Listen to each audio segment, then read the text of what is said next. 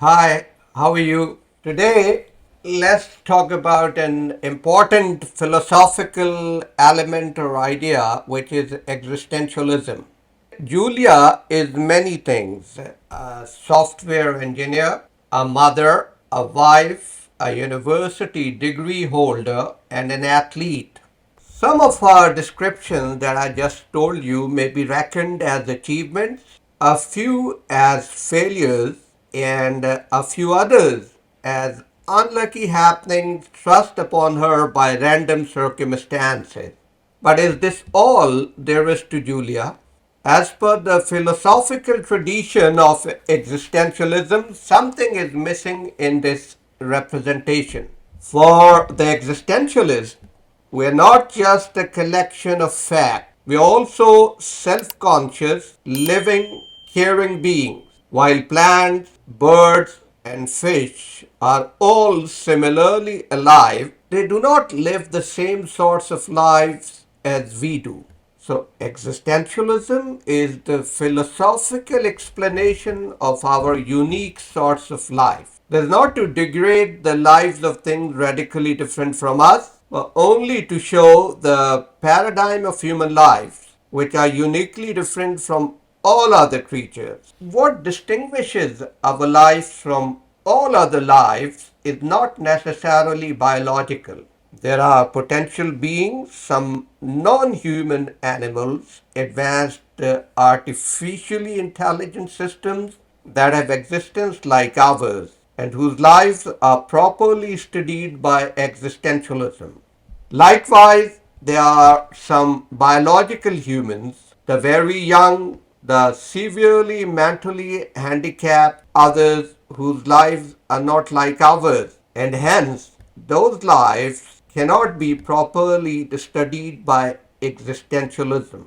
Having said that, our lives are ongoing happenings. Julia's existence, just like the existence of every similarly self aware, cognitive, caring being, is more than a series of events or a set of facts. By offering such an understanding, existentialism breathes new life into old ideas about the nature of value, freedom, and even more generally into questions about the nature of reality and knowledge.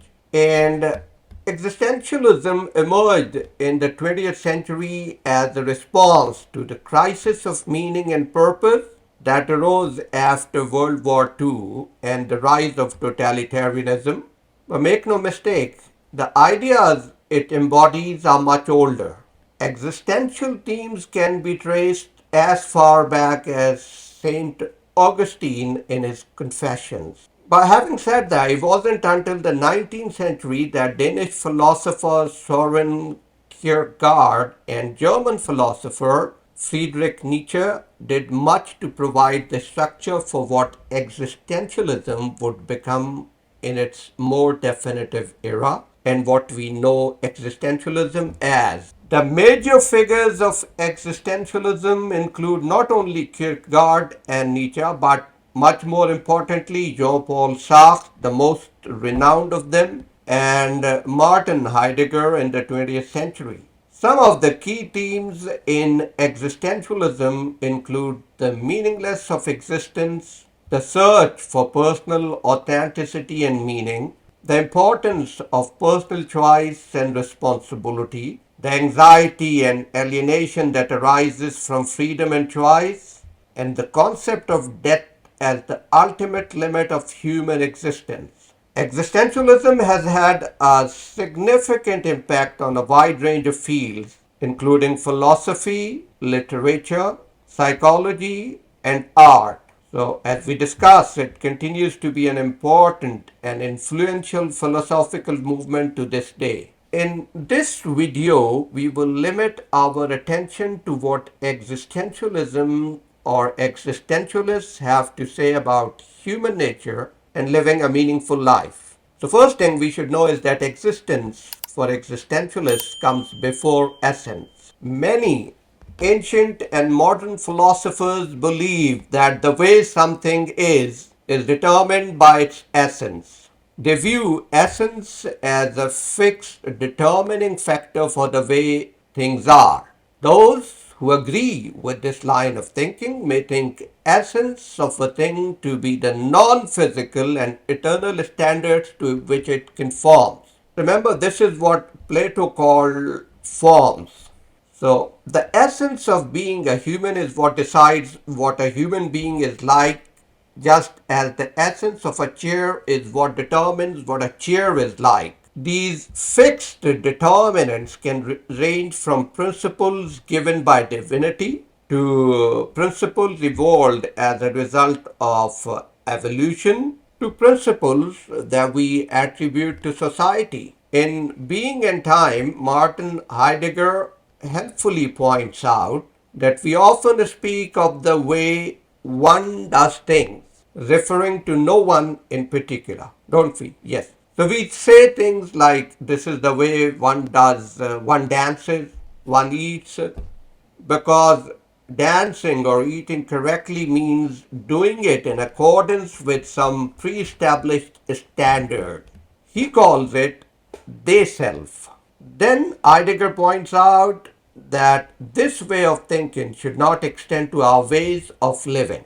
What does it mean? It means that we should not understand ourselves as living correctly only when we live as one lives. So, existentialism suggests that it is our living which determines our essence and not the other way around. Okay, let's go back to Julia for a while. In order to understand what sort of being Julia is, we must understand that who she is not necessarily what she was born with, nor is it a fact that was formed merely by some important events in her life. Julia is what she is because of what she chooses, and one can never stop choosing, right? You may say that, well, I can decide not to choose.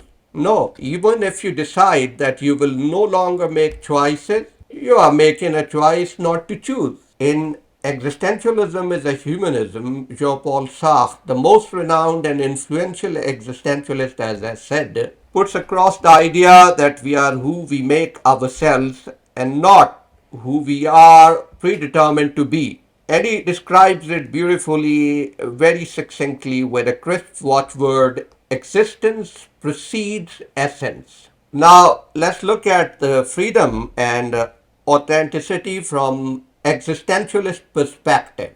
So, if Sartre is right and our lives are effectively up to us, then existentialists must also be committed to a strong notion of freedom, which they are, because we are not determined by what happens to us, according to them. But if Julia's essence is up to her and she is free to shape her essence as she likes, then to what standards does she adhere in crafting her essence?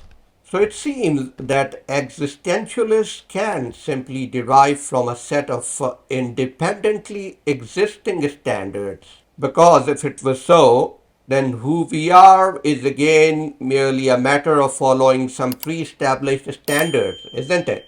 So the question then arises that if standards are up to us, then why should we choose one set of standards over any other? How do we work out the idea that there is a right way to live and a wrong way to live if there is no external standard for judging whether we have made the right choice? This is one of the main reasons that create doubt whether existentialism is actually a moral theory, because there seems nothing about existentialism that can guide our actions. That is my major doubt also. And by the way, this is a challenging issue in existentialism, and all major existentialist philosophers have struggled to deal with it. So the answer I go with, and we'll accept here for the sake of simplicity because I'm the only one speaking, is that it is possible to find a standard within what we do that determine whether our activities are being performed well or poorly. This is what existentialists denote as authenticity, and it's not very far from Nietzsche's idea of a ruling instinct. So, Julia is a software engineer who can arrange the working years of her life in a variety of ways. But there are only two ways in which she can choose. She can make her choices as simply thrust upon her by the market and the world, or she can see her choices as her own while taking full responsibility for them. If Julia acts in the latter manner, then she's acting authentically because she's being true to herself, which means that acting inauthentically involves excusing oneself from responsibility by ignoring one's freedom. Existentialism contends that despite lack of external guidance, we are perfectly capable of telling from our conduct whether we are acting authentically or inauthentically. However, I think existentialism doesn't answer all the questions. For example, while it seems better to act authentically than to act inauthentically, don't we need to meet even more standards in order to count as living a truly good life? Look, if authenticity is the only guiding principle that we really need, then many questions arise. For example, is it okay to be an authentic genocidal dictator? No. That's why I think existentialism doesn't on its own suffice as a moral theory. Now, I will summarize briefly the concept and the philosophy, and then we'll talk about a few lessons we can learn from existentialism, nevertheless, even if it doesn't suffice as a moral theory. Existentialism is a philosophical and cultural movement that emphasizes individual freedom and choice, and the subjective experience of the individual in the face of the inherent meaninglessness of existence. So, what do existentialists believe? They believe that human beings are inherently free and responsible for their own life, and they must create their own meaning and purpose in life. So, which means that existentialism does give us some tools for understanding number one, our essence, and number two, how it is possible to live a meaningful life. Now, coming to the ideas that have been defended by existentialists, they have been thought to have both positive and negative implications for us. So, positive, for example, on the one hand, our lives are not dictated by myths, society, or conditional circumstances. On the other hand, absolute freedom can be a burden. Sartre himself puts it, man is condemned to be free. That's why it was never up to us to be free, but we can't cease to be free. And because we must be free, and because freedom entails responsibility, we can never opt out of being responsible.